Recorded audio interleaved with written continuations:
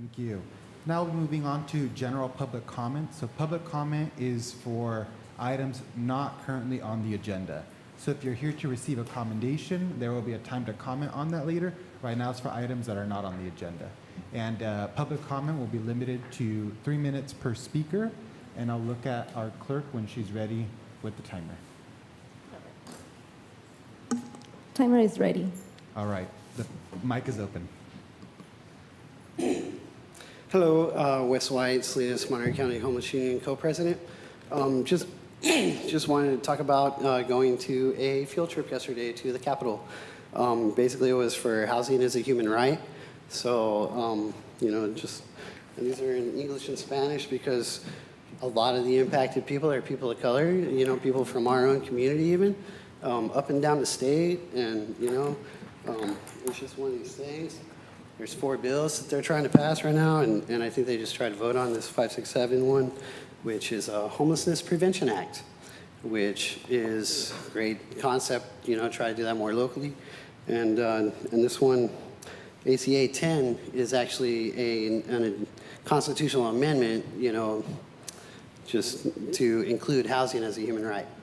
So in the state constitution, which would help prevent, unjust evictions and just no fault or whatever, just about being not for sale in Wall Street. Here locally it's going to be property managers and just the whole industry. I mean, no matter what, it's a good 10% increase, and prices go up, people's income's not coming up, so more impacted housing, more cars on the street, more impact on the roads, sidewalk, everything. So that's Blackstone. I'm not sure what to call it here locally. But, higher rents equal more tents. And we already know nobody wants to be in a tent because we see what's happening there. And, I mean, it's just, how are we going to change the way that we do things from old to new and, include people and make sure that they're, we have a fruition of service before. And one of the things that really has to go with me is stopping the sweeps, because you can't begin to heal until you stop the hurt. And, that entails stopping the sweeps. There has to be a lot, and I'm saying, at least 400 square feet in a structure that's got, a full bathroom and kitchen. And, we allow them to be somewhere, okay? Even if it's just tent and ground or a car and ground, but somewhere. I mean, as much as people try to follow the rules, there's always a rule, another rule. Nobody can be perfect, and there's no way that anybody's gonna qualify because it's wealth inequality. We need money, and there's not enough of it. So please help stop the sweeps. I'm hoping this sanction encampment thing comes up pretty quick too. Mr. White, we can your talk time about is that. up. Thank you. Today we have a very special opportunity to recognize our great community partners. And our first one up will be recognized by Councilmember Sandoval, who will recognize community health engagement. It says CSUMB CHE initially partnered with the City of Salinas to provide housing navigation services to unhoused residents. The COVID-19 pandemic exposed a gap in services for unhoused residents and how the homeless engagement and response team was, and this is how the engagement and response team was born. The City of Salinas awarded emergency services grant to provide street outreach and referrals to emergency shelters and transitional housing. So it's my honor to read this certificate of special recognition for congressional recognition presented on April 25th, 2023 to the Community Health, the Homeless Engagement and Response Team. It says, in recognition of essential outreach and dedicated engagement in the City of Salinas and the National Community Development Award for the Salinas Housing and Community Development Department, signed by Zoe Lofgren, Member of Congress. So I'd like to thank everybody and appreciate you for the work you're doing. And I spent some time recently in Chinatown, and I can see the impact and the services that you're providing, and I can see that it's helping our residents here in Salinas, who often get ignored, right? Chair Rocha, are we? No, I mean, are we going to take a picture with them initially, or yes? How would you like to? So what we'll do now is we'll invite a representative up from CHE, and everyone could come up if you want to, who's associated with the organization.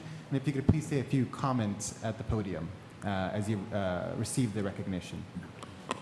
Thank you for the recognition, and thanks, CHE outreach team. You guys are awesome. Jackie, Maria, our interns, and also service providers that we work with the city, Dorothy's. This means a lot.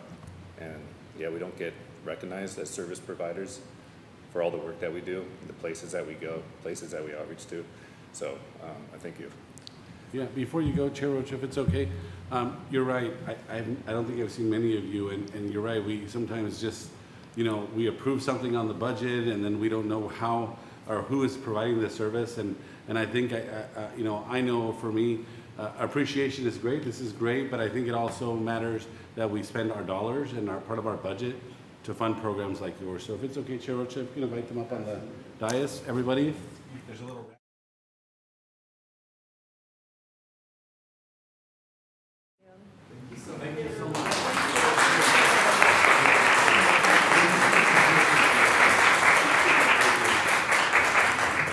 We're now going to move on to our next National Community Development Special Congressional Recognition. This will be going to the City of Salinas' Salinas Outreach and Response Team, otherwise known as SORT. And so I have the great privilege of being able to present this to SORT today. The Salinas Outreach and Response Team was awarded the Emergency Services Grant Program funds to address the needs of unhoused residents in emergency or transitional shelters to regain stability after experiencing a housing crisis and/or homelessness. And I also want to speak to the fact that in my capacity as a council member, I'm oftentimes presented with situations where it's very obvious that someone is experiencing homelessness. And so oftentimes, historically, the approach has been to call the police, to use a very carceral approach to dealing with it that doesn't really address the root cause or provide people services. And so the City of Salinas has tried to take a very nuanced and intentional approach in providing services and housing to people, because we do recognize that to address homelessness, the answer is housing. I mean, that's what's causing homelessness. And so the SORT team is that conduit from the City of Salinas to our unhoused residents to be able to secure resources, get people into housing, and also build those critical relationships that are needed to be able to make inroads on addressing our public health crisis that is a housing crisis. So I really want to thank SORT for all the work that you do.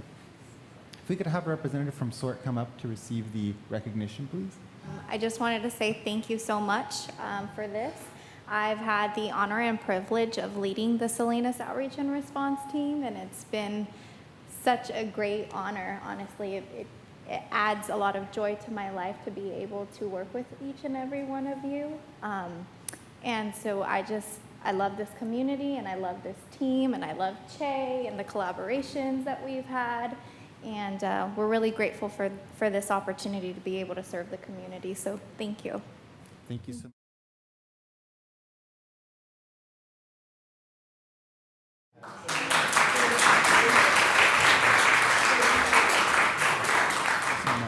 We'll now move on to the Housing Authority of Monterey County, and I have the privilege of being able to allow Councilmember Osornio to present this recognition, and it's also located in his district, so this will be fun.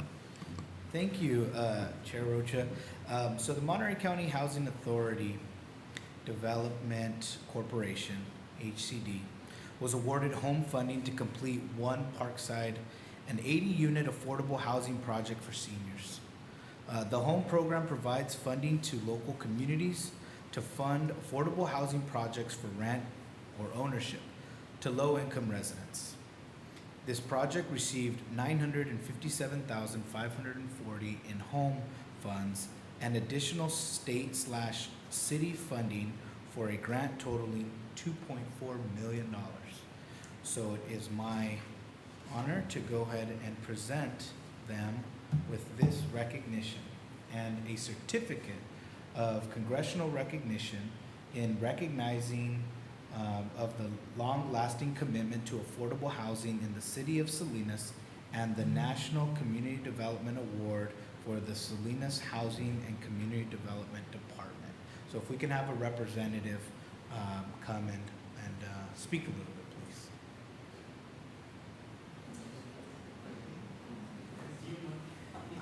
please. Don't be shy. My name is Mike Underwood. I'm the finance director for the Housing Authority, Monterey County, and our ED is Zulika Boynton, who has just been here in the community since December and has moved all the way from Alabama to help in straightening out and improving housing in our area. So we really appreciate being acknowledged, and you know, this is money, this is your tax dollars hard at work from all over the United States being funneled into our housing here in Salinas. It's really quite moving. Thank you very much. Thank you.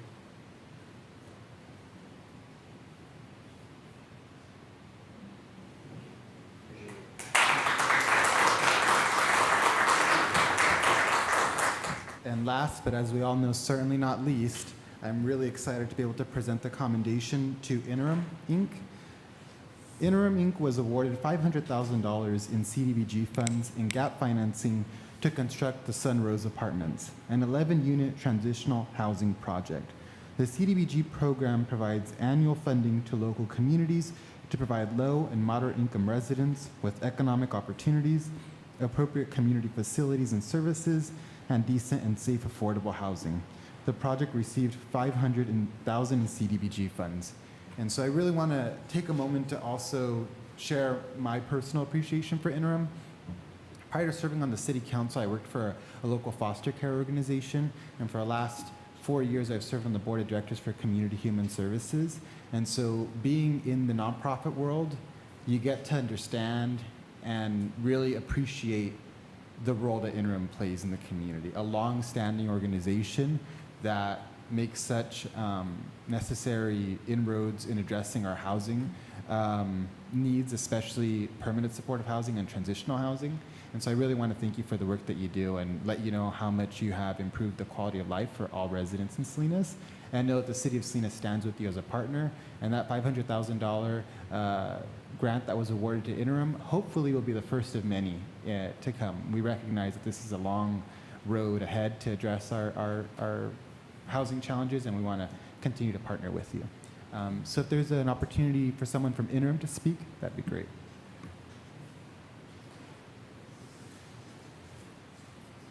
Good afternoon, Chairman Rocha, council members. Thank you so much. My name is Rian Kitan. I'm the new executive director for Interim Incorporated.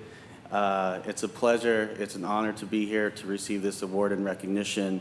This is my 3rd month in, and there's a lot to learn, but what I do know for certain is that in order for us to deliver our mission of affordable housing, healing, and hope to the community, it requires great partnerships, and certainly the City of Salinas is right on the top of that list. So thank you so much. And I also want to shine a light on Diana Rosenthal, our board of directors president, as well as Alex Amescua. He's our housing development and property, still learning, property director. And I want to thank you both for your commitment, dedication, support, and leadership. And thank you again. Appreciate it. Well, thank you and welcome to the new role, and we'd love to take a picture.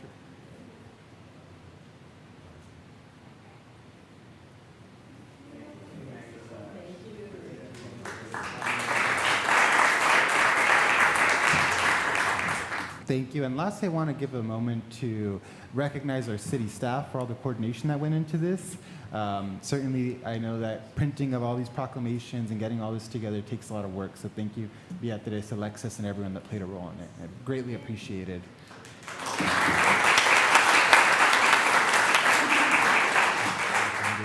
So we'll actually hold our administrative report first, and that is ID 23-295, Homeless Services, a presentation by Keisha Lopez. So thank you, Housing and Land Use Committee, for having me today. I'm Keisha Lopez. I am the Homeless Services Manager, and I will be doing a presentation on the City of Salinas and its involvement in homeless services. So some of the key discussion points that I will be overviewing during today's presentation is the COC Leadership Council, the Lead Me Home Plan, which is also known as a 5-year action plan to address homelessness, housing and community development, homeless services funding and our partners, and funding considerations, as well as permanent supportive housing development, Lead Me Home plan targets and how we compare, and the fiscal year 23-24 goals. So if you're like Anthony Rocha, you're stepping away because this is a lot. Next few trees, thank you. So our continuum of care essentially is Monterey and San Benito counties, and our continuum is called the Lead Me Home. Essentially, it's the Lead Me Home plan. So the Lead Me Home plan has a leadership council that serves as the governing board for our continuum, and in this essentially our council, it's 12 representatives, one of them being our city mayor who sits on that board. And what they do, along with the County of Monterey, a housing authority, 3 other mayors from different jurisdictions, as well as our, and Rod, I'm sure will fill in the blank, but there's a bunch of representatives. And what they do is review policy when it comes to homeless services in our continuum. So that includes funding recommendations, that includes local priorities, solving problems within our jurisdiction, and adopting and executing the 5-year plan. So our continuum of care also has a coordinated entry committee, and that is also called the CARS committee. So in addition to doing policy changes for our continuum, our CARS committee is responsible for our coordinated entry policies. And so the coordinated entry policies or committee is to help implement CARS within our jurisdiction. So locally right now we have 5 different priorities that are required through HUD to use coordinated entry. So that includes emergency housing vouchers, allocating them to San Benito County. Monterey County is also setting aside some for Pajaro. So depending on the emergency, our continuum of care and the CARS committee and leadership council really work together to identify what is our local priorities and set forward to discuss these priorities in these committees. So the continuum of care has a 5-year action plan starting July 21st through June 2026, and it's called the Lead Me Home plan. Within this action plan, there are 3 target goals. One of them is to increase participation in homeless solutions by leaders and key stakeholders from across the region. So this includes adopting the 5-year plan. This includes involving individuals with lived experience in the plan, engaging with new partners, including the city of Salinas, and servicing all programs to center with equality. And then the second piece or goal is to improve the performance of homelessness response system. So that includes making sure that our plan has something in place for homeless prevention, for expanding housing solutions and providing low barrier shelters. So that's all within the Lead Me Home plan and this specific target goal. In addition to this goal, there's also the goal to expand service-oriented responses to the unsheltered homelessness. So that means the plan incorporates, the plan has pieces to incorporate street outreach into the different encampments and providing services amongst the different encampments. So those are like the comprehensive 3 goals of the Lead Me Home plan. And so how the city of Salinas, or specifically our community development, is involved in this plan is community development is responsible for planning, permitting, and managing of federal funds. And so within our department, we have community development, we have 3 different lanes. We have our finance lane and compliance that oversees our subrecipients and their program activities.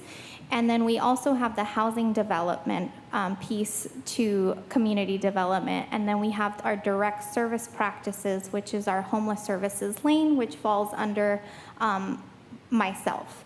And so under homeless services, we have 2 community development analysts One of them is currently vacant, which was my previous position, the SORT coordinator, who oversees the Salinas Outreach and Response Team. That one is a full-time position, a city-funded position. And then the other community development analyst is a limited term position that is grant funded through the Family Homeless Challenge Grant and oversees the activities and requirements of the Family Homeless Challenge Grant. So under the SORT coordinator, there are 4 full-time community outreach assistants. They are limited term and they are grant funded. In addition to them, we have 2 peer outreach workers who are part-time and they are also grant funded. So that kind of encompasses our homeless services lane. So under our compliance and homeless services, we are responsible for monitoring the funding and administration of both federal and state funds. So the HUD and federal entitlement funds that we receive on a yearly basis are ESG, Emergency Solutions Grant, and the CDBG grant. I put the awards right next to on here because I wanted to make it known that for these public services funds, together it does not make much more than above $500,000. And I really feel like it's important to recognize that we actually administer a lot more than that, but that's the minimum that we're required through the entitlement. We also received a 1-year grant, the Home Art Funds, which is a $2.4 million that is going to be used to support our home key service, supportive services. And during the COVID pandemic, we also received additional ESG and CDBG funds, and I added the totals, which added a little extra cushion for our federal entitlement funds that we monitor. For the state, we also receive funds on behalf of the Continuum of Care.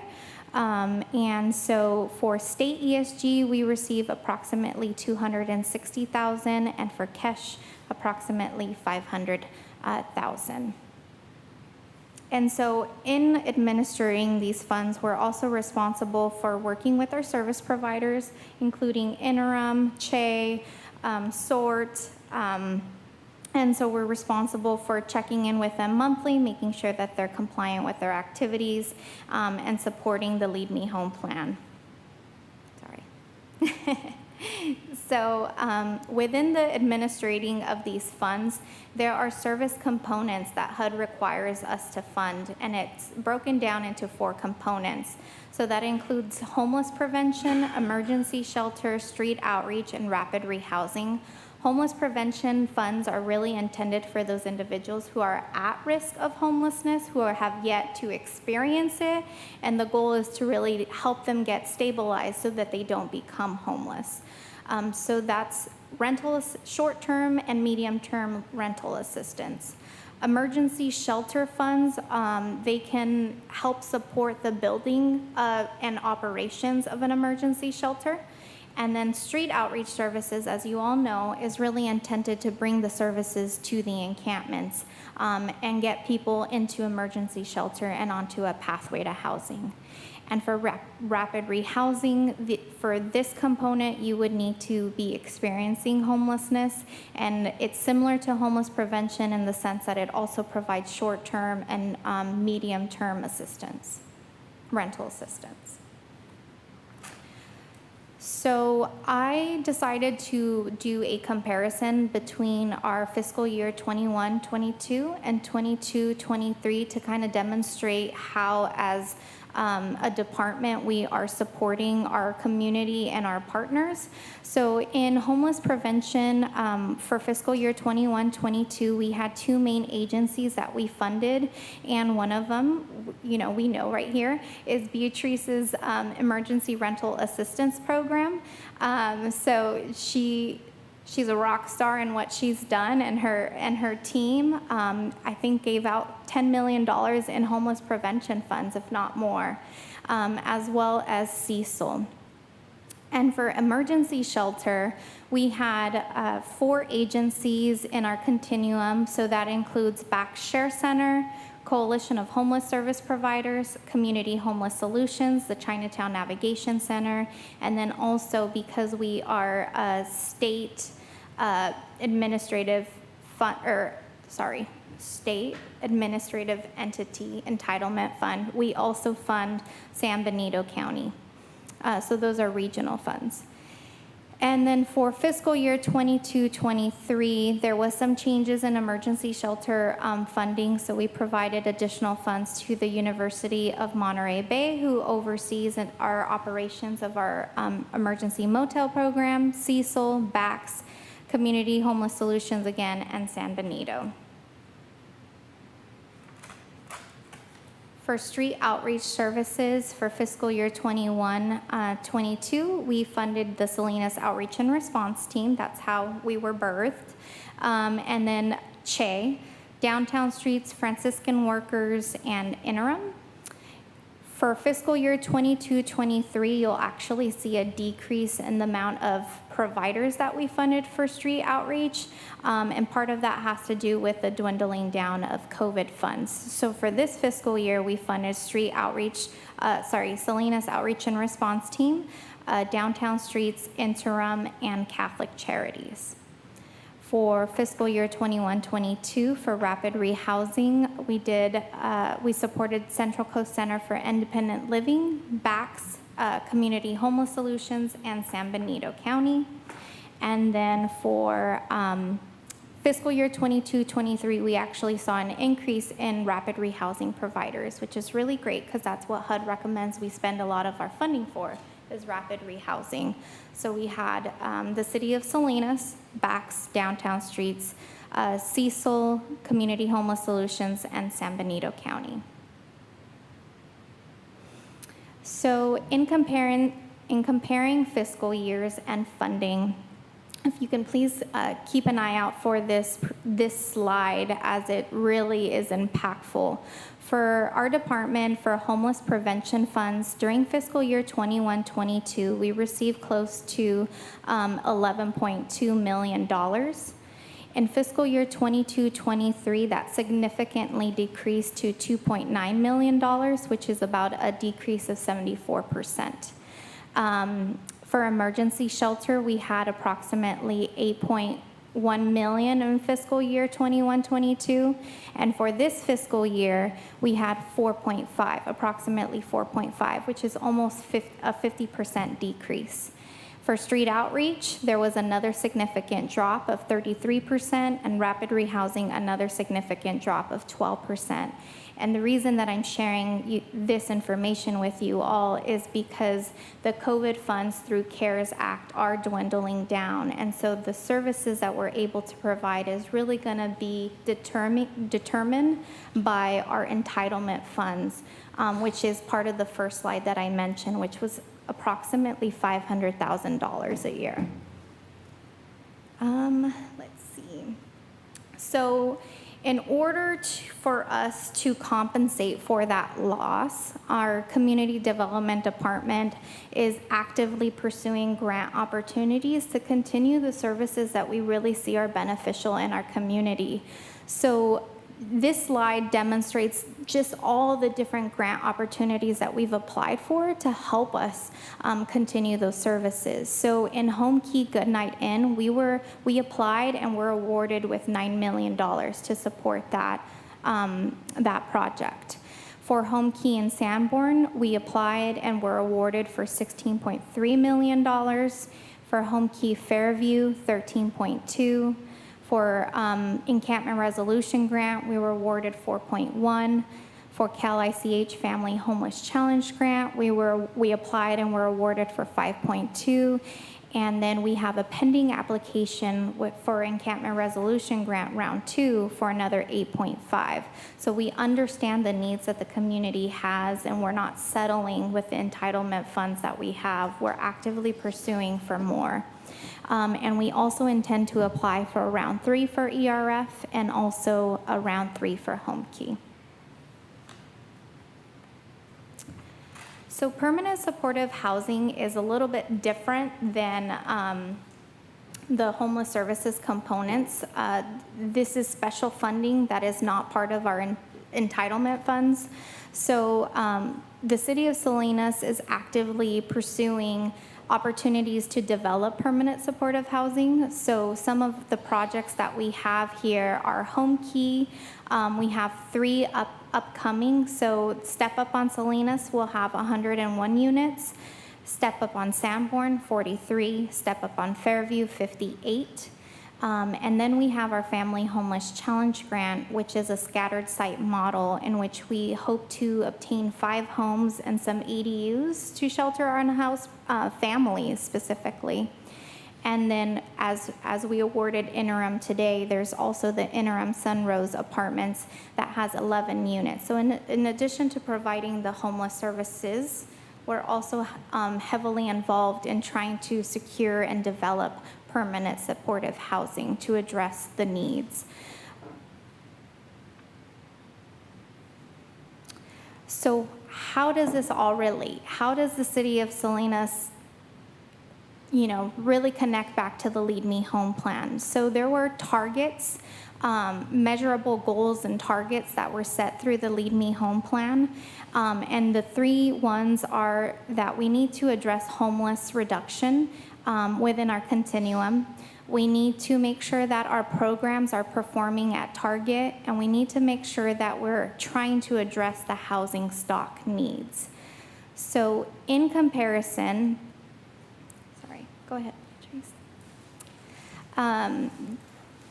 This is, so I had to convert 2 graphs. So the Lead Me Home plan has a goal to reduce homelessness through the point in time count. And so their estimate for 2019 was that there was going to be 2,700 persons who would be living unsheltered. They anticipated that in the fiscal year 22 or the calendar year 22, there was going to be a jump of persons experiencing homelessness. But the point in time count that actually happened is a little bit different and is aligned with the reduction targets. So in 2022, the PIC count for Monterey County for 2019, the PIC count for Monterey County was 1,830 persons experiencing homelessness. For the PIC count in 2022, that significantly reduced to 1,357. So that was about a 25% decrease. For the city of Salinas, the PIC count demonstrated that in 2019, it was 1,182, and in 2022, it actually decreased to 1,065, which was about 10%. And the reason that I'm really sharing this is because if the Lead Me Home plan for the continuum of care for the entire jurisdiction is to reduce homelessness, I can say without a doubt, based on the data, that we are significantly reducing homelessness within our continuum and within our city of Salinas. Some of the program performance targets. So I pulled a CAPER report. A CAPER report is done in our local HMIS database with all of our service partners. And the Lead Me Home plan had identified performance targets for how long an individual should stay in an emergency shelter and how long they should be receiving rental or rapid rehousing supports. So for year 1, the goal was that a person should be in emergency shelter for about 51 days before they get housed. The City of Salinas CAPER report showed that the average time that a person stays in an emergency shelter is 50 days. So we're pretty aligned with what the goal was for the first year. For the second year, the goal remained the same, which was that individuals should stay in emergency shelter for approximately 51 days. And for fiscal year 22-23, our CAPER report shows that the average time is actually 57 days. So although it's a little bit more, I would say it's still within the good chunk of time frame or timeline. Sorry, if you could go back. rapid rehousing, the goal for the Lead Me Home plan is that a household should receive support for no more than like 170 days. From our service providers, our data shows that the average time that people are receiving rental assistance is between 181 and 365 days. So we're not exactly meeting that target, but if you see the second year, we are. So the second year for fiscal year 22-23, the average amount of time that people were receiving rapid rehousing funds was between 91 and 180 days, which does meet the Lead Me Home measured goal. And for exits to permanent housing for emergency shelter, their goal was that 15% of persons who go into emergency shelter will go into permanent housing. Our City of Salinas programs demonstrate that 29% are being exited to permanent housing. And that was for fiscal year 21. For fiscal year 22, that actually jumped to 47%. And for rapid rehousing, again, it's significant. 40%, 30% are moving into permanent supportive housing. So our housing targets. So the Lead Me Home plan has housing targets. So again, this is a combined graph, which is the Lead Me Home plan with our data. So the Lead Me Home plan states that households that should be permanently housed by fiscal year 21-22 should be about 1,760. Within the city of Salinas, we've housed 224 individuals in fiscal year 21-22.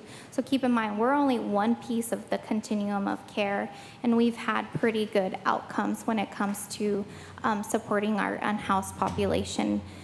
And then for fiscal year 22-23, we are not done with the year yet, but we have about 190 permanent placement outcomes. And then the city of Salinas, the Lead Me Home plan has a goal to construct about 300 new units in the continuum. We're within fiscal year 21-22, we are set to accomplish 50 of those units. And then in fiscal year 22-23, we'll have 164 of the 400 overall units.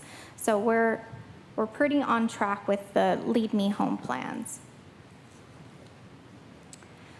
So the last and final slide for the City of Salinas homeless services goals is that we intend to operate an emergency shelter motel program within the City of Salinas, so that's in addition to our current emergency shelter programs. We intend to have a full occupancy for our permanent supportive units, home keys. We intend to expand our Salinas outreach and response team to not just be street outreach, but also to incorporate housing navigation to help with the permanent supportive placements, as well as applying for additional grant funds, which include Encampment Resolution Grant and the Home Key 3 funds. And then in addition, the next calendar year, we will be doing the 2024 point in time count. Questions, comments? I know I left a lot out. Thank you so much. We'll open it up for questions now, starting with Councilmember Osornio. Thank you, Chair. Yeah, I have a question. Can you go back to the slide? I believe it was a slide before this one. If you go back. One more back.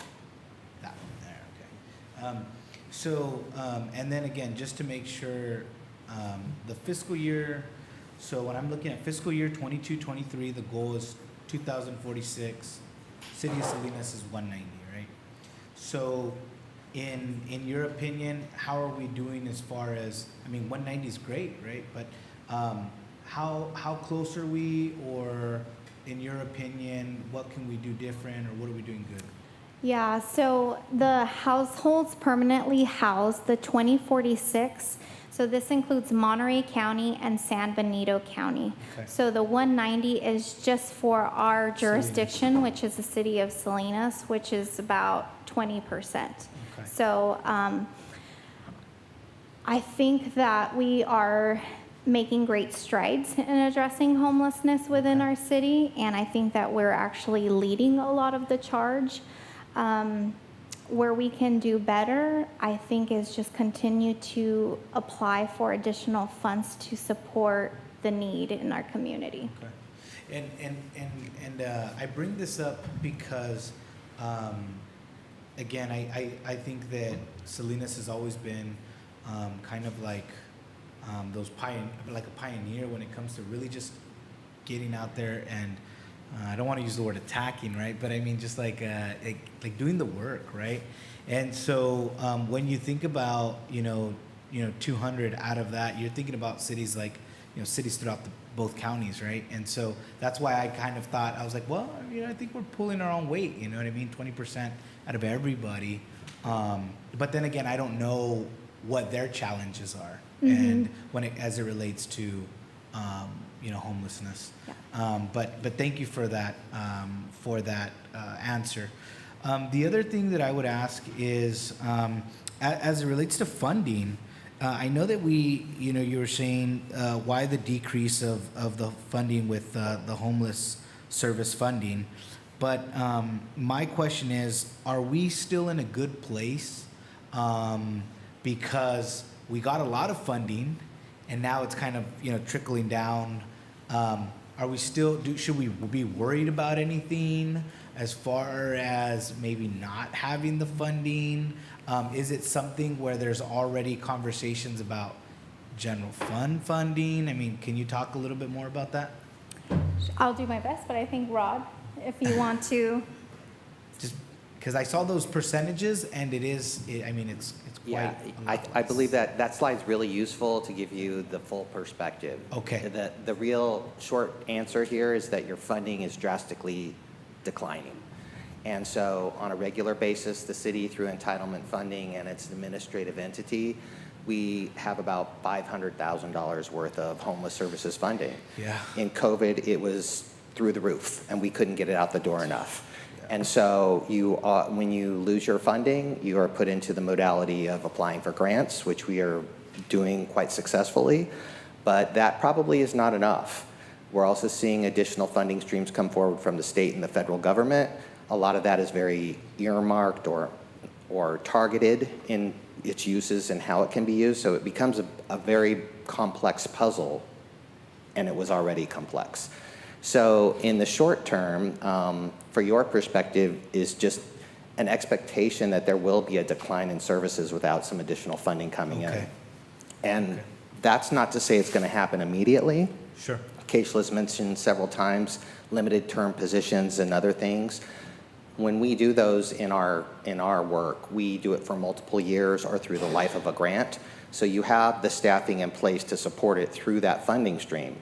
But of course, we'd love to keep everybody that we have for as long as we can, because that's really what the community needs. Sure. Consistency and knowing the work and knowing this community, having those folks still around. That's good. That's good to hear. Thank you for answering that question. There was one last thing that came to mind. Obviously, and I'm sure the conversation about more money into affordable housing and things like that, so that folks don't become homeless, right? Obviously, now that they're homeless, we're doing a good job of that, but of assisting in that. But making sure that they don't become homeless, I think is another way that we could prevent from that. So thank you. That was going to be my last comment question. Thanks. Thank you. Thank you so much. I could come back to you. Do you want to go? Okay. Thank you. I know that it always comes down to funding, right? And so I know the city of Salinas has done a great job with millions of dollars in funding and grants, but my question, maybe this is more of a Rod question, but as a city, is there something we can do? to be more supportive or provide more resources for being able to apply for those grants, right? Like, you know, in my mind, I know our departments are already overloaded and a lot of them work on their own grants. And since all our services are gonna, you know, rely on, I mean, not all of them, but a big portion will be on grants. So would it make sense, not only for this, but other parts of our city, if we had somebody more dedicated to going after those grants? The second part of the question is, do we know how many grants we don't have the time to apply for that we could possibly be? No, not necessarily. I think we are applying for all the proper grants that we should be applying for that are supporting the affordable housing creation and homeless services resolution in the city.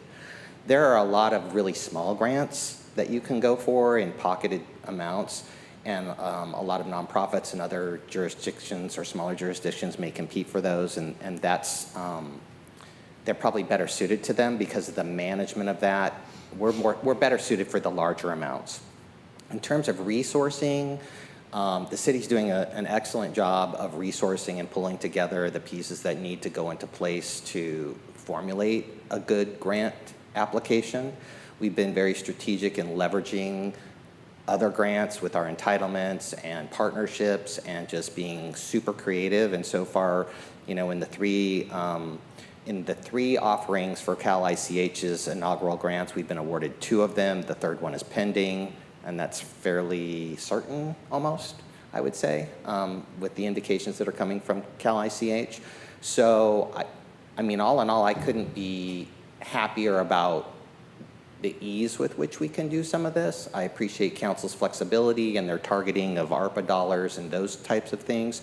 Those are the things that make it easier for us to go to the table and say, you know, we're asking for 8, but we're putting forward 5 worth of resources. And so that looks fairly good in comparison to somebody who's asking for 8 and putting 1. So, and then we're very results oriented. So we have established a pathway, you know, shelter, navigation, permanent housing. And that's, you know, so we're just really trying to memorialize that with the addition of the SORT team member for housing navigation, throwing that service into our emergency motel program, which was really just a room key and a shelter. Now we want housing navigation and expectations at that. So we're really trying to build upon things that we think can be successful. Yeah, thank you for that. I just want to try to maximize revenue coming into the city to maximize services, right? That's where that's coming from. And then recently I was informed by a resident about, you know, the continuum of care. As you know, I'm a new city council member, so I have a lot to learn. And your presentation answered a lot of my questions about what we, you know, how we partner with them and what we do and what they do. Is the continuum of care, is that a public agency or a nonprofit? Yeah. So the continuum of care is a HUD designated region. Some are cities, some, you know, depending upon the size. And our area is comprised of San Benito County and Monterey County together. That is led by a leadership council, which is comprised of mayors, directors from social services, health departments, Office of Education, people with lived experience, and I think there may be some community service providers on there as well, but it's a fairly small group. The mayor currently serves as the city's representative on that board. And so together they make decisions such as we're the administrative entity for state emergency solutions grant funding. So we are taking all the administrative aspects of the NOFA, the competition, the evaluation, and we're making the recommendations, but then it goes to leadership council for the final vetting and approval. So in some ways it's helpful to think of them as a city council, but for the continuum.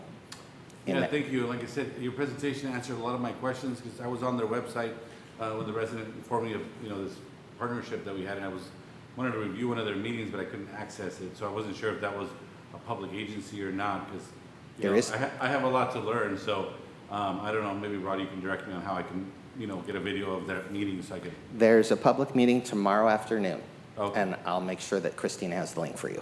Thank you, I appreciate it. Thank you. Thank you. Sorry for the running around. sure all the mics are working. Thank you. My question to you is, I appreciate, support all the work that you're doing, but sometimes as an elected official, I feel that we as elected officials are failing with the prevention of homelessness aspect of it. Because right now what you're doing is you're responding to homelessness, intervening, but really we as elected officials have failed to do enough to stop the inflow of new people from facing housing insecurity. In your line of work, and the reason I ask you this is because it's easy as one elected official to pontificate as to what you think the best way to prevent homelessness would be, but you are an expert and your team is on the front lines.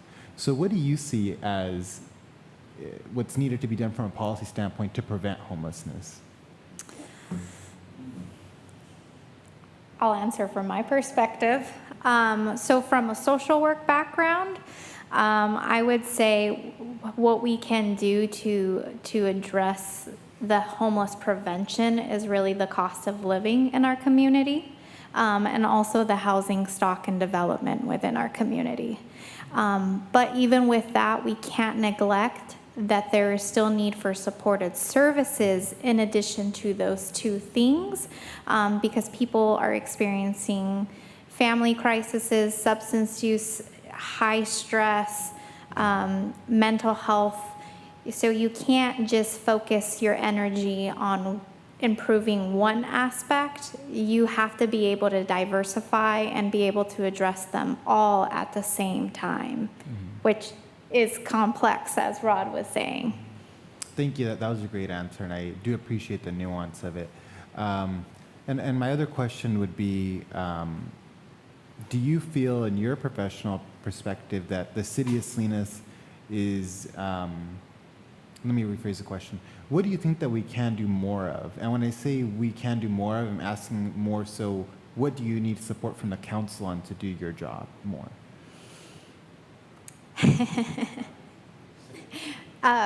Permanent homeless services positions. I think that the team is really great with the resources that we have, but knowing that there is a committed to support those needs would really help even just the morale within our team to continue to serve our community. Thank you. Those are all of my questions. I have more for comments, but I appreciate your presentation and I appreciate all the work that you all do in the community. I'll take it out for public comment now if there's any members of the public that'd like to comment on this item.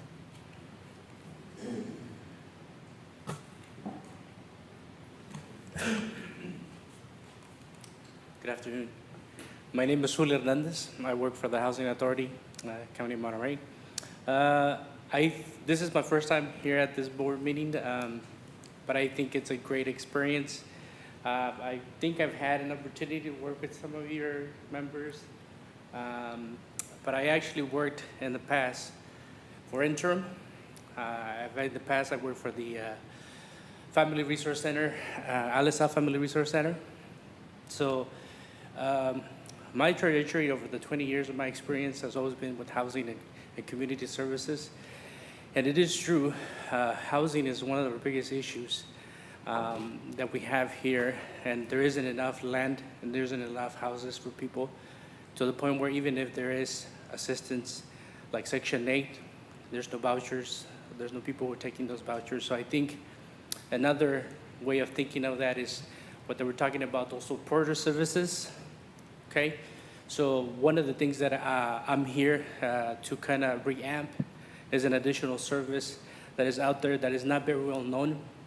It's called the Family Stabilization, Family Self-Sufficient Program.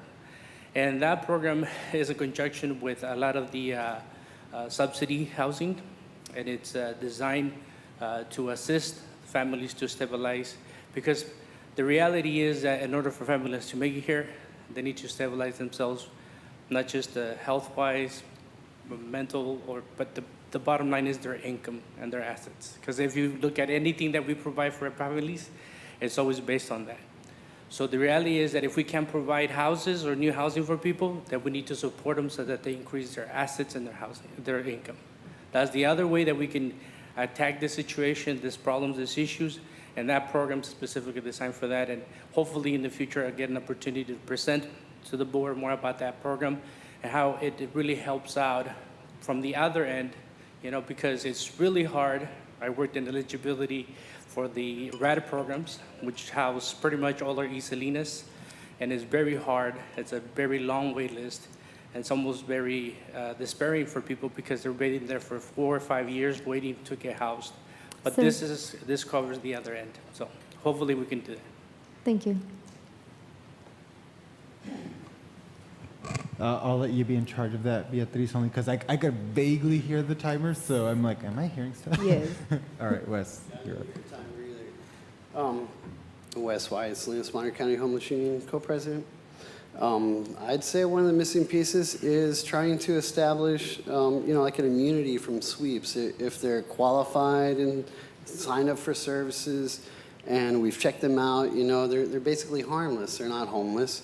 We need to at least have, I think the jurisdictions have a fiduciary responsibility to allow these folks to be somewhere.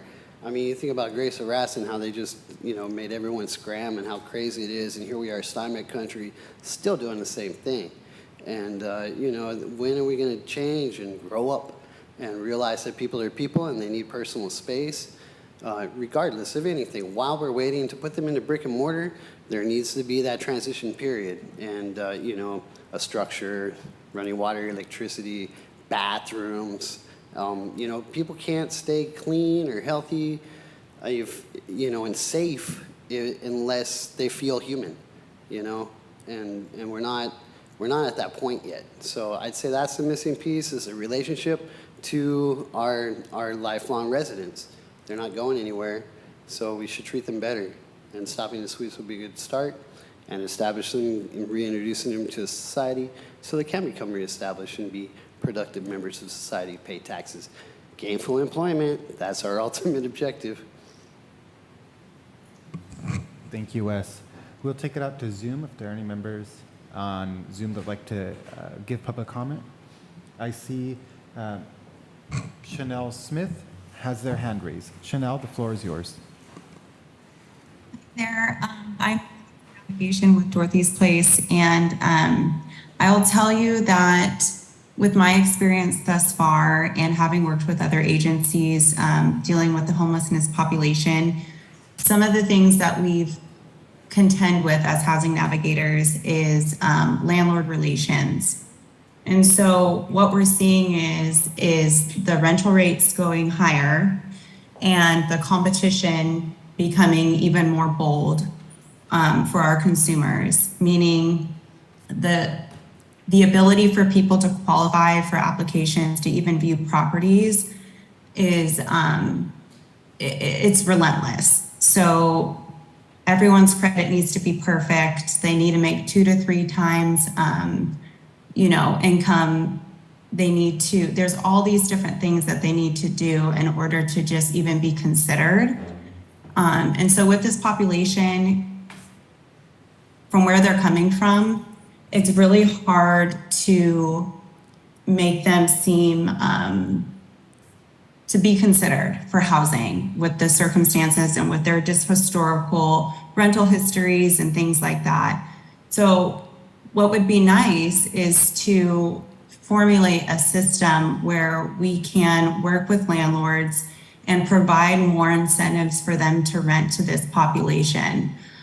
We contend with the military, we contend with, different populations that have, I guess you could say, more attractive application appeal. Regardless of whatever discriminatory laws that are out there, we still have to contend, we're dealing with that barrier here. As a housing navigator, I'm telling you, it's very, very difficult to be able to house individuals when there's so many different factors for our consumers. So that's all I have to say about that. Thank you so much. Thank you. Seeing none other hands raised on Zoom, we'll bring it back to the committee for final comments, and I'll start with Committee Member Osornio. Yeah, thank you for the presentation. and just giving us an update here. Really appreciate the work that folks did on this and are doing.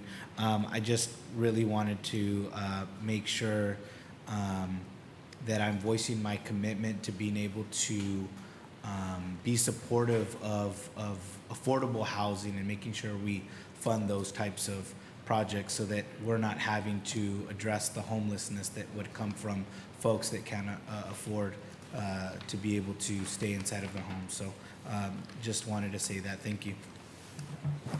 Thank you. Committee Member Sandoval? Yeah, thank you. I echo Councilmember Osornio's comments, and I didn't know about the program that you're referring to, and I know that it's probably out of order, Councilmember Rocha, but if we could request a presentation on that program in the future. Those are There all will my be comments. future agenda items at the end of the meeting. Thank you, sir. Thank you. And for my comments, I want to also echo your comments, and that's what I was trying to allude to. I try to not give comments during questions, but it may kind of lead to make it seem like it's a loaded question, but that's not the intent. But what I see the most is in our community is that people simply cannot afford to live here, and there was a point to where the sad but viable solution for people in that situation was to rent a room. Now the scarcity is so great that you can't even find a room to rent. So you're working full-time, you can't afford your rent, you can't find a room to rent, and you're really in a situation to where being housing insecure can almost be inevitable for some people. And that's just a sad reality that we're in. But it's not the reality that we have to accept for ourselves as a community.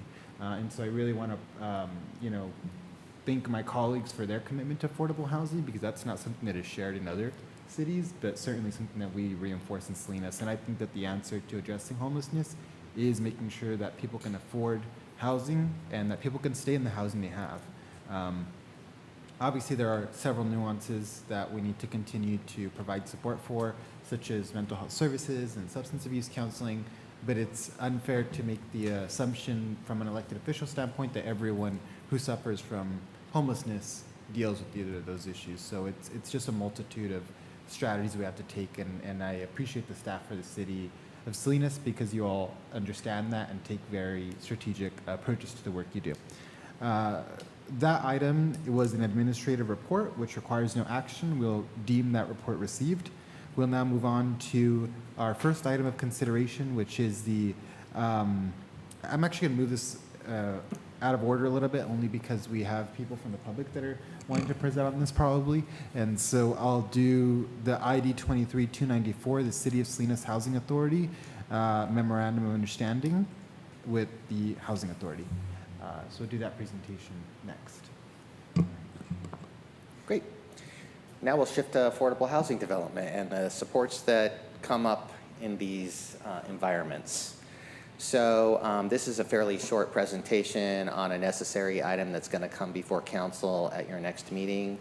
It involves the execution of an MOU between the Housing Authority and the City of Salinas as one of the contingent requirements of an award of project-based vouchers to a home key project in the City of Salinas. Next slide. So a little bit of background. This involves the Salinas Step Up in, the Step Up in Salinas Home Key project, formerly known as the Good Night Inn. That's a project that was awarded in late 2020 and has kind of been limping along through rehabilitation that has been stalled due to the need to process these requirements and to request a waiver from HUD to do so. It all centers on 85 project-based vouchers, which are a vital, necessary support to fund these programs, a permanent supportive housing environment, which is very expensive. These can provide supports for up to 25 years. They stay with the project regardless of whether an individual moves out of the project. The next tenant coming in could benefit from that. So of 101 of the units, 85 would have a project-based voucher. So as part of the, as you may recall, I think you've had some previous presentations on this situation. The Goodnight Inn was under renovation. There was a premature start of work on the project, which caused a violation in HUD's determination, and which put a stop on everything for the project. The project is still and has been 50% occupied, but it still has a ways to go in terms of renovation. So it took through a very lengthy process that involved council, our electeds, significant partnerships, and a lot of effort. We have finally got an answer from HUD in December indicating that they would approve the waiver request, which is a rarity, and that we just had to satisfy a few different conditions. One of the conditions was that we needed to establish a new current MOU with the Housing Authority on how environmental reviews would be done. An environmental review is something that's required to look at how the project is structured, what other impacts there might be, traffic, air, a number of different things. And so this is coming to council to ask for your approval in executing that and then satisfying the requirement from HUD. So again, it does involve environmental assessments and how those will be processed between the HACM Housing Authority and the City of Salinas. There were 7 conditions of approval that HUD gave us. 3 of them involved getting the MOU. All staff on the Housing Authority side and the city side had to go through a 13 modules of HUD online training for environmentals. We had to refresh. We've all completed that. And then there's this last contingency, which is there's a portion of that project, because it sits up above that reclamation ditch that runs along 101. A very small portion touches the back parking lot, which is quite a ways away from the building. But nevertheless, HUD has a very strict requirement about floodplains. And so what's happening now is there's some subdivision of the land moving forward, and that section is going to be given to the city and then processed over to the Water Resources Agency, hopefully, so that that portion of the project will exclude the project from sitting in a floodplain. Next slide. So essentially, this is between the City of Salinas and the Housing Authority. It's just the 2 entities. It does involve all of Housing Authority projects that may need environmental reviews, as well as city projects. There could also be other development projects that come into play from other nonprofits and for-profit developers that may be seeking to benefit from project-based vouchers or city funding, et cetera. Next slide. So the MOU execution will allow us to resume our renovations at the Goodnight Inn. Right now, as things are moving progressively forward, we anticipate that full occupancy and full renovation could occur and be done in spring of 2024. This will allow us to access those 85 project-based vouchers that I referred to, annual value of close to $1.4 million and a 25-year value of close to $35 million. This will also reaffirm that we are in compliance with all of HUD's environmental review processes, which is very important for our role. And then it establishes clear roles and responsibilities for future projects between the 2 agencies. Next. And with that, the simple recommendation is that the Housing and Land Use Committee would support the execution of this MOU as it moves forward to council on the 2nd. Thank you. Committee member questions? Committee member Osornio? Thank you, Chair Rocha. So yes, I do have a question. Will these issues, and I know with the Salinas Inn and the Sanborn Inn coming online here, were there similar challenges, and will we have issues that maybe the Goodnight Inn, I know that was the first project that happened, that is obviously the second and third. No? Okay. No. You know, they are similar because they're all home keys. They have similar intention and a similar partner group. However, neither of those projects have any significant environmental concerns like the reclamation ditch. Neither one of those projects have applied for project-based vouchers. We learned a lot of lessons with this process, so we've been very careful with those 2. We are looking to support those projects with emergency housing vouchers and other forms. But no, those projects will actually be fully renovated and occupied before the first one. Well, it's good to hear that we're not going to run into similar issues. The other question Knock I on would wood. have is there any, do we know how much space is, I know the area pretty well. Is there, do we know how much space is in their parking lot area there? Has there been any discussions about maybe having, and I bring this up because I've been speaking with community folks to talk about like overnight parking from like 7 p.m. to 5 a.m. Have those discussions ever happened? I know that now we're gonna have 3 of these big projects, obviously, Goodnight Inn, Sanborn Inn, and the Salinas Inn. Those all have really big parking lots, and I know something like a place where folks can just park their vehicles there and feel safe. Have any of those discussions ever been had about, and Goodnight Inn's property especially, because it has an enormous parking lot there? In the short answer is no, those Okay. discussions have not happened. I believe there's some discussion about the parking lot at the Goodnight Inn, or Okay. the step in up in Salinas parking lot. The Okay. developer is considering different pieces. The Salinas Inn and Sanborn Inn, So- their parking lots are not quite as big as. Hold on, wait a minute now. I want to make sure we don't get in trouble and keep it to this MOU. Only, and then hopefully we could agendize a future discussion for that item. I just want to make sure we don't end up. Okay, so crossing my over. answer would Chair, be I feel like these questions that I'm asking right now are consistent with what we're doing about the MOU. It looks like maybe Rod was about to finish up. Can we get the Can- answer for that? Yes, my only request you. would be if you could tie it to the MOU. I want to allow you to be able to ask your question, but I don't want you or me or anyone to get in trouble. So if you could tie Sure. it to frame the question in a way that ties it to the MOU. if Sure, that's possible. thank you. Thank you.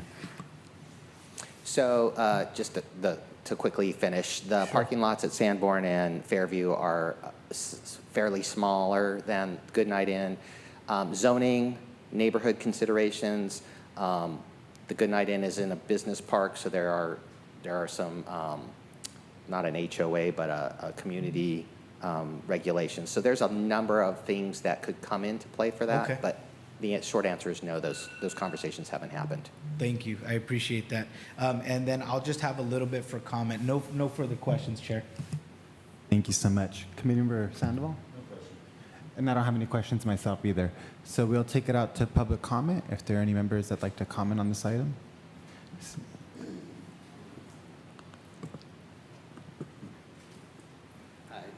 I actually know a little tidbit, and but I'm appreciative of what's happening right now. Just a couple of residents in the step up, I guess, now it's called, voiced some concern about mildew and stuff inside their place. So that, and then like security cameras that have audio and maybe some, whoever's in charge, it is a tool. It could be considered invasive, especially if, they're focusing on certain residents, and that seems to be a concern. So that's been somewhat of the experience of people that have been living in there, and just the mold, the mildew, and getting sick, that would be a high priority for me. Thank you so much. Committee member comments? Committee Thank you. member Sornia? Thank you, Chair. So yeah, I just wanted to voice my support for this. Obviously, with that first project, that was it was a huge project to be able to get approved and for us to be able to start that. I know now we have the Salinas Inn and the Sanborn Inn. They're going to be great additions. I'm so glad we learned some things from that first project. And I'm excited to see this start moving in the right direction. A lot of folks have had different comments about, well, when will you guys be at 100% capacity, and what's going on with the project? So I just want folks to know that we're definitely here to ask all of those questions that people come up to us and ask. And I thought that this was a great opportunity to do that. So just wanted to show my support for it, and happy to move the item. Yeah, thank you. Second. Thank you. Committee member Sandoval, final comments? None. And I have no final comments either. I didn't thank you for your work on this. It has been moved and seconded by council members Sornio and Sandoval, and we'll do a roll call vote. Committee Member Osornio? Yes. Committee Member Sandoval? Yes. Chair Rocha? Yes. Item is unanimously approved. We'll move on to the 2023 California Department of Housing Housing Trust Fund program application.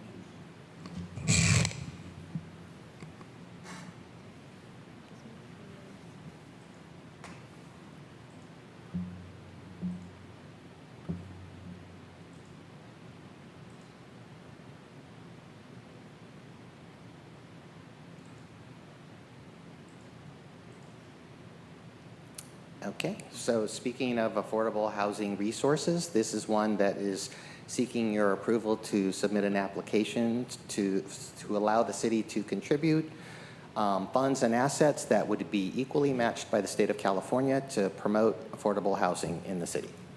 Next slide. So in a nutshell, this is the Local Housing Trust Fund. It's an HCD program, the State of California Housing and Community Development Department, in which they annually offer up a notice of funding availability. This is the 2023 NOFA that came available in March. It has a fairly short application window. The application is only open for actually a month. In short, provides $53 million in matching funds to local jurisdictions throughout the state. Amounts that are available to jurisdictions range a minimum of $500,000 to a maximum of $5 million. It is for both new emerging trust funds as well as those that are already established and seeking to fund new projects. And it also, there's two types of funds. There's local and there's regional. So local would be a single jurisdiction and regional would be more than one.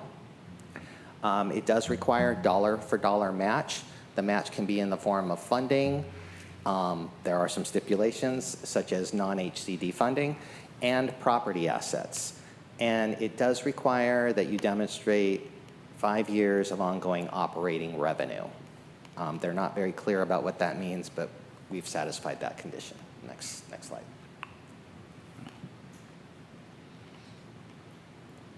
So some more background. This would be on eligible projects and activities. So what we were seeking to support with this funding would be new affordable ownership and rental housing, the acquisition and or rehabilitation of housing, first-time homebuyer assistance is allowable, property acquisition for the purpose of housing development, accessory dwelling units with affordability covenants, housing rights education, and tenant assistance for temporary housing are all allowable uses. Next slide. So we're seeking, this is a multi-part, multi-action item that is also going to be coming forward to council on the 2nd. As one of those actions, we first must establish our own local trust, the Salinas Local Housing Trust Fund. And so in that, we would seek to fund and finance the planning and construction of affordable housing on a citywide basis with a focus on the included match properties that we would be putting forward as part of our match. We would have to establish a board of directors, which we would propose to be the city council acting as that board. And then we also have to put forward guidelines and standards that we would be working under. These are all required as an application threshold. Without any of these, you would not be funded. Next slide. So we are proposing as well that we have an expenditure plan. So this is a competitive process, and there can actually be tiebreakers based upon your scores. And so we have actually worked with a experienced consultant on these trust funds that's encouraged us to create some fairly designated uses that would fit into where we feel the needs are, and these are some of those uses. We would be looking to target construction of permanent financing loans with interest of 3% or less, to provide for pre-development costs, acquisition or construction of multifamily rental housing, serving those that are moderate incomes or less. We would seek to establish a minimum of 30% of the funding go to extremely low income families, supporting those housing opportunities or programs to support them. We would also target property acquisition for the purposes of housing development and building upon the city's pre-approved plans and the momentum that we're seeing coming through our permit center, accessory dwelling units with affordability covenants would be promoted. And next slide. This is a little bit of the explanation of match in terms of the funding that we are proposing, as well as the properties that are coming into play. As you can see, we're asking for $500,000 each from the Housing Production Fund. It's a capital improvement project that already exists. It currently has a balance that is over that $500,000 threshold, so there will be some left there for us to continue to use. And then we're also requesting a general fund contribution of $500,000. I understand there may be some flexibility before the application goes in for council to consider other resources or leave it as is. And in addition to that, we are proposing these 9 properties that the city currently owns, including an easement on Division Street. A number of these properties are currently grouped together on Division Street. They've been targeted by the city for development in partnership with the Housing Authority of Monterey County, as well as county-owned adjacent property. It kind of sits by the Teamsters building at Sanborn and Market. Yes, Market. I think my geography in my head. And so that's been a little bit of a slow go on the bigger picture, but we want to move forward regardless with at least a section, and so we're targeting that. And then, as you know, we are also have some owned properties in the Chinatown area, and in support of Chinatown revitalization, leveraging other funds that we might have. We feel those would be good opportunities to also promote the mixed-use housing development that little neighborhood is really needing and wanting. So with that, we think we have, and there are appraisals in progress, but we feel that with the properties, we will come close to, or maybe even a little above, the $1 million for a total of $2 million. And then we're also going to take some of our PLHA, permanent local housing allocation, which is HCD funds. This is the exception. They're allowing you to use that for your operating revenue. And so we're proposing that we will use increments over the 5-year period from that $100,000 to support operations. We may or may not use all of that funding, and if we did not, we would, it would, of course, go back to its use. But it is already designated in your approved PLHA plan for that use. So all in total, the city would step forward with $2.1 million in funding. $2 million of that could potentially be matched by the state in this application. Next slide. This is a little bit of the process from the release of the NOFA on March 7th. You can see it's moved fairly quickly. We're now in the middle, approaching the middle at your council meeting for consideration. Right after that council meeting, we have a very quick window because the threshold requirement is that the city needs to prove the fund is existing, all the money is already put there behind the scenes as part of the application. So we'll be working with finance and other departments to make sure that happens before we submit the application, which is due no later than May 17th. And then they expect to do award announcements in August of 2023. Next slide. So the recommendation would be that the Housing and Land Use Committee support the submission of a 2023 HCD Local Housing Trust Fund program application. Thank you. We'll open it for questions. Committee Member Osornio. Thank you, Chair. I mean, I really enjoyed seeing, and just so I'm clear, for the first time, home buyers assistance program. Can you talk a little bit more about what that would mean for folks? So this isn't the first. This isn't necessarily the first time. If you recall, in your pro-housing incentive funds, so the city was recently awarded as one of the 22 jurisdictions in the state of pro-housing designation. Mm-hmm. From that award, we are now able to draw down potentially $1.65 million. $500,000 of that award is going towards first-time home buyers. That's where we have projected it in our request. We know we're probably, it's fairly certain that we're getting it. The announcement just has not come. It's kind of a given for jurisdictions that were awarded. So that's our first sort of impetus there. Mm-hmm. For these funds, that is a consideration, but that is one of the lower ones. Sure. We are really targeting these as we are with many other funds because housing development is so expensive. Construction has gone so through the roof that we're targeting a lot of these pieces to focusing on those Division Street properties, mm-hmm. the Chinatown properties, to start getting those housing opportunities on those properties. We have a number of other resources and funding streams that we've also targeted similar funding, even PLHA, HOMARP, some of those. So we are playing that sort of chess game in doing this. It is an allowable expense, and we could certainly go down that path should one of these developments not necessarily go there. Sure. But that's probably of those available resources, that's Oh, yeah. a little lower for us. Yeah, And that's a heavy program to also run. It's very staff intensive. We may even need to go out to contract somebody to do that because of the complexity of loan documents and qualifying people financially, et cetera. got it, thank you. And then my other question would be, so it looks like 2.1 in projects. The max is the 5 million match. So if there was a way that we were able to, right, guys? What would it look like to be able to find another $2.8 million hiding around somewhere and Well, that would give you a trust fund of $10 million, potentially. potentially? That's a lot of money, but I'll also call attention to the $7 million that the council has designated, and we're chipping away at it.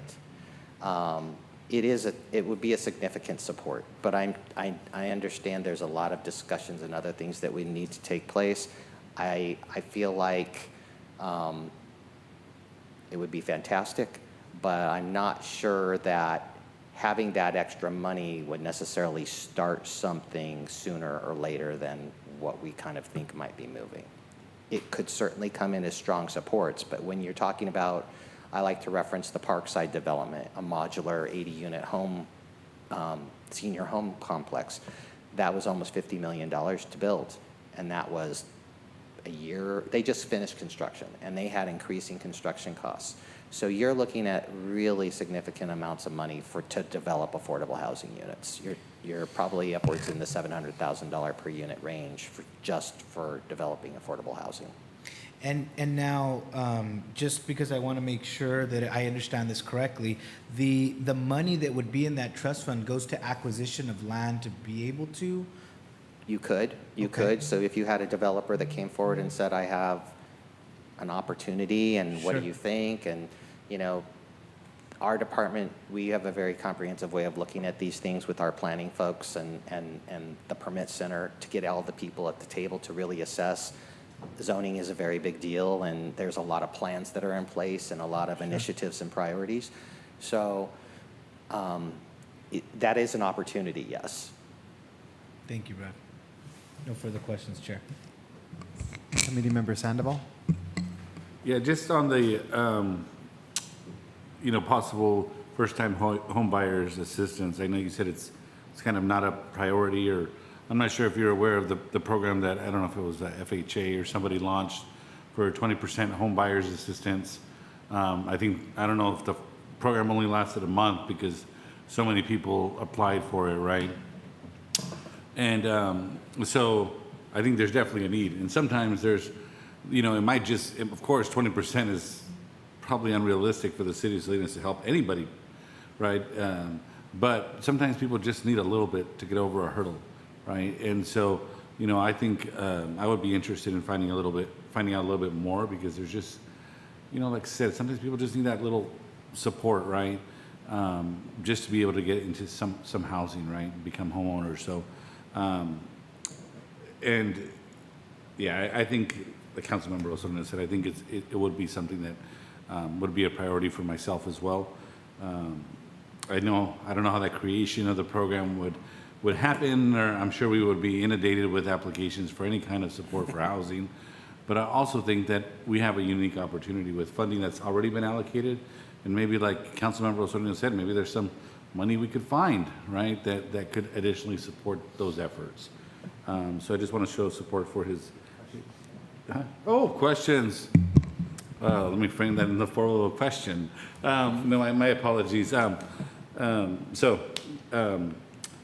is that something that's a possibility to, I guess once we get the funding, to develop that type of program? Or I know it's on there, but I didn't get a clear understanding, like it's a goal or it's something we're actively going to pursue? So for this presentation, it's presented as a potential allowable use of the funds. Thank you. In the pro-housing incentive program funding, it's an intention to create the program. So my recommendation would be that we create that program using that $500,000 and see what the complexity is and how we can start that, and then potentially look at how that program could continue to be supported.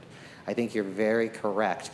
It was the Cal FHA program that was recently released and was done within a month.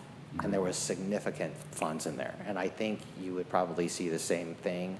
I think when we wouldn't want to look at, because this is kind of how we approach our work, we want to look at how we can leverage everything. So not just hand somebody 20% of a down payment, what else could they bring to the table as a first-time home buyer? And so I think that complexity in developing the program needs to play out, and then maybe considerations at a later time to infuse money or secondarily target money in that direction could potentially evolve. Thank you. And there was a slide on there where it was talking about like 30% of would be for extremely low income. And I know we're at the beginning stages, right? So I guess the allocation of what percentage is that's going to be for the future, this is just an initial conversation. So I guess my question more direct would be, I mean, we're not at a point where we say, no, we want a motion to make that 40% or things like that. Is that correct? No, that's not something that's under consideration for this item. This is something that we're saying is, should a developer come in and we allocate trust fund monies or property to a project, we want to have an understanding with that developer that 30% of the residents are going to be in that category, 30% or more. And they're all, and 80% of them are going to be moderate or less, you know. So there's kind of like a crunch and a window of things. So that's really what that's referring to. Yeah, I just got so excited at some of the things that were on this program, you know, because they're saying, or it was my understanding, there's a slide that said, you know, we'll be able to finance at 3%. Yeah, there you go. And I'm thinking, well, how much money do we have to finance at 3%, right? Because right now interest rates are 6.5, 7. And so I'm like, well, I hope we have a lot of money, but from the amount that you're saying, these are just some of our goals. But well, that 3% is so when we enter into a development agreement with somebody to allow city funds to be used, we would be charging them 3% interest for the use of our funds. We wouldn't necessarily be offering that out to the public for purchase of items. It would be for a developer who's going to do like a multifamily project, and it allows them to apply for state tax credits and other valuable programs when you're throwing in all these mix. I can't understate how complex the puzzle is for a housing development. It's just crazy. And I'm looking at it from a different lens than somebody who's developing a pro forma and, you know, everything else. So, but that is really in reference to saying that the city plans to allocate its trust fund dollars on a 3% loan rate, so that when a developer comes back at occupancy and they have some profit, which we call a residual receipt, they give us payments back, and then we turn around and use that for future developments, those profits. It's seen as sort of a program income off the money that you've creatively invested. I wish I could say I understood everything you said, but I'm going to do some research and ask you some follow-up questions via email so I can better understand what you just said. But I appreciate it. Thanks for the explanation, and I wish it was not that response. But thank you. Thank you.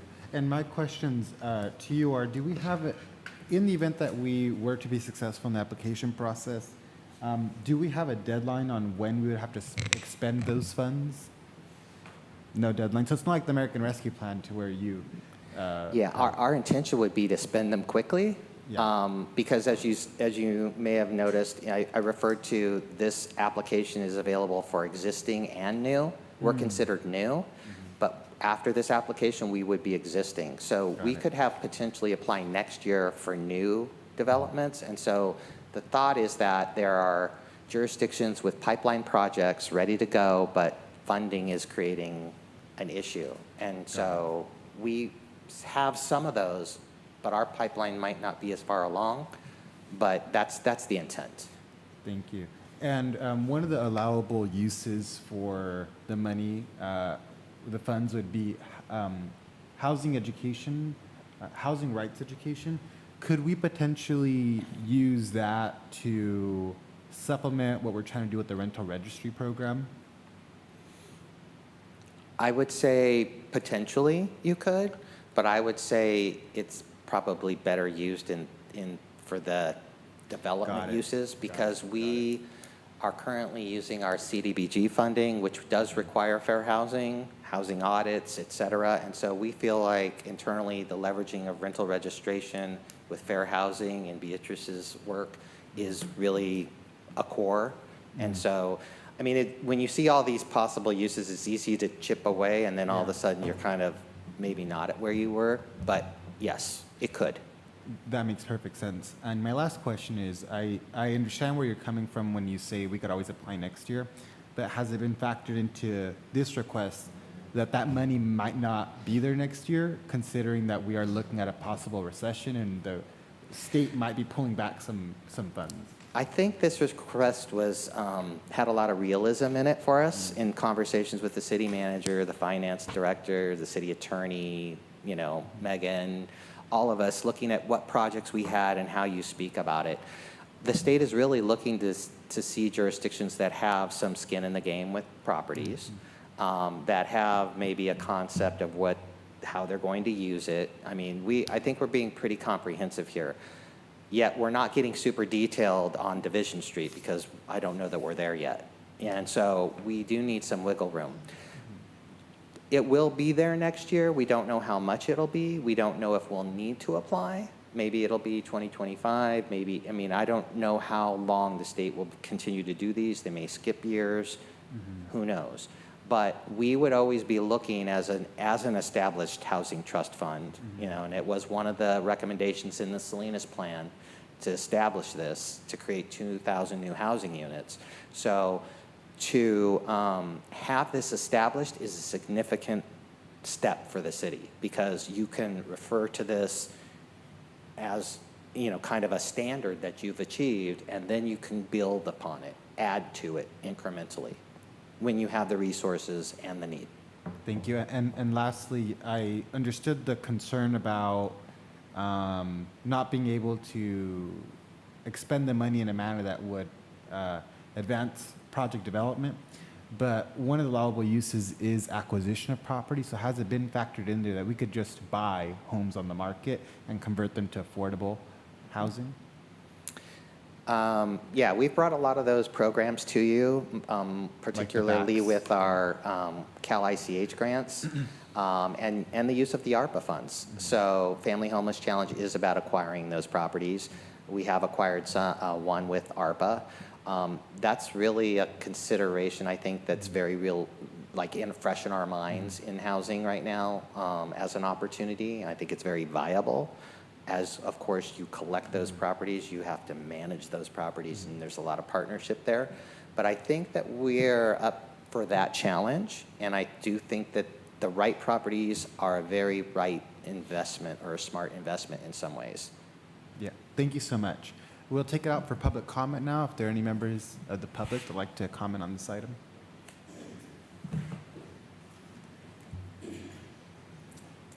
Hi, broken record, but I was just noticing this Midpin thing, and you know the Daiichi, and those were really cool projects. You know, they're putting in a lot of people, 90 right there, and you know, like 100 in the other one. But there was a few people that applied. A lot of people applied. Actually, they didn't get in. And you know, I mean, as affordable housing is, it's basically how much can you afford? Because that's still, you know, and it always goes up. A lot of people are going to be facing a sweep on the tracks real soon. I mean, they've been informed, you know, leaflet flyers, but no date. So, like the city already said, you're going to get arrested if you stay anywhere in Chinatown, which I understand revitalization plan, but where do these people belong? And they belong somewhere. If, you know, and the tracks is definitely more dangerous. We know this. But that was the conscious or unconscious decision the city made. You know, and now the repercussions of that is they're going to be flooding back. I'm worried about arrests. I'm worried about post-traumatic stress and just anxiety of even, what am I going to do with having nothing? I mean, there's a lot of people in a lot of pain and a lot of stress, and they deserve housing, their own housing, even if we're not paying for it. That's the beauty of it. It didn't cost the city a penny for them to house themselves. We just need to allow permission for them to be somewhere. Back to the immunity from sweeps. And let's just settle them. We just got to do it, man. Let's be the national leader, Come on, let's get it going. Because the state sloughs it off to the county, and the county sloughs it off to the cities, and the city sloughs it back on to the county. All this money spent, and, it's people suffering. So many industries getting paid in the name of helping people, but actually the only real service is suffering. Let's stop the sweeps. Thank you. Thank you for your comment, Wes. We'll take it out to Zoom. Are there any members of the public on Zoom that like to comment? No comments via Zoom. No, none on Zoom. Okay, thank you so much. We'll bring it back to the committee for final comments and direction. Committee Member Osornio. Thank you, Chair. I just want to say thank you for the job that you guys do. Some of these things, especially I could speak for myself, are very complex. We have good intentions. My intention is good.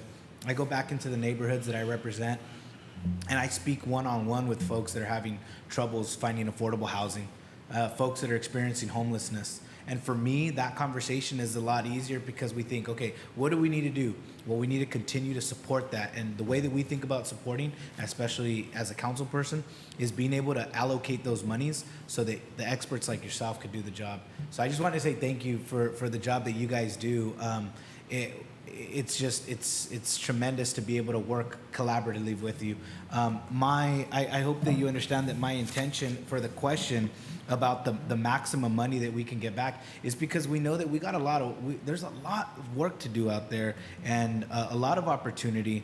And I can only say that also with my colleagues, knowing that there's a lot of support to be able to help and find $2.8 million so that we can go back to the public and say, not only are we supportive of the different projects, but I mean, the thing that jumped off the page for me was the first-time home buyer assistance, because you're talking about 20% down, and you're looking at some of these houses that are $1 million houses at this point, $800,000 houses.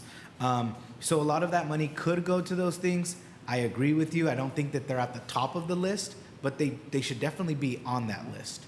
And so just want to let my colleagues know that super supportive if there was a real big push to make sure that we are considering to do the maximum amount, which would be the $5 million, which would potentially be $10 million into the local housing trust fund. So those are my comments. Thank you, Chair. Thank you so much. And Committee Member Sandoval? Move to approve? Any comments? No comment, sir. No comment. Okay.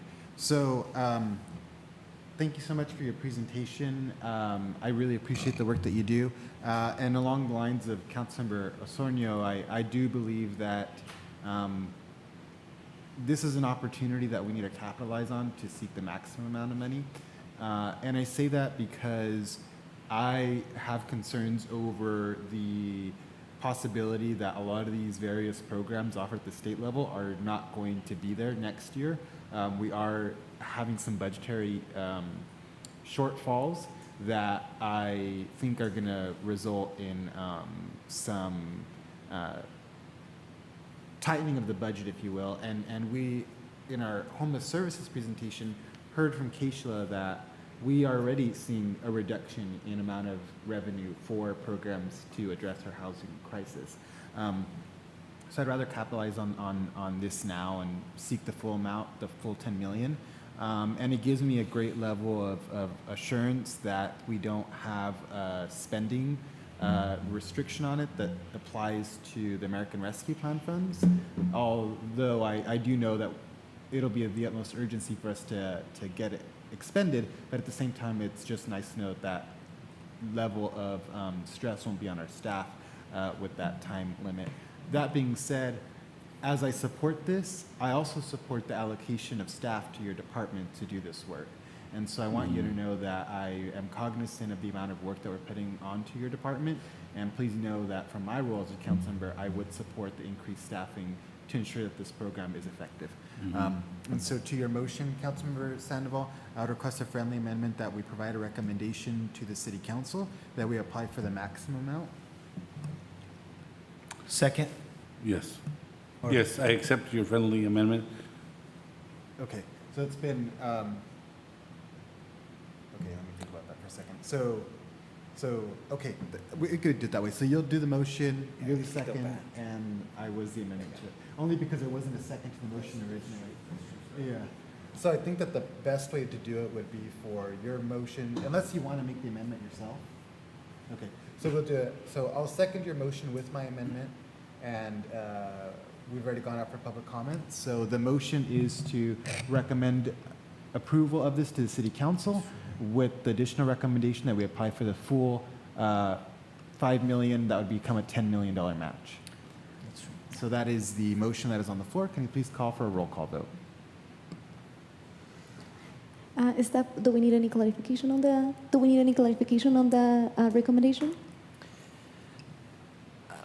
So the recommendation is that the Housing and Land Use Committee supports the submission of an application with the additional caveat of increasing the match to the maximum allowable, if I'm understanding correctly. Thank you. Councilmember Osornio? Yes. Councilmember Sandoval? Yes. Chair Rocha? Yes. Alrighty, it's been unanimously approved. Thank you for the robust discussion, and thank you, staff, for your presentation. We'll move on to future agenda items.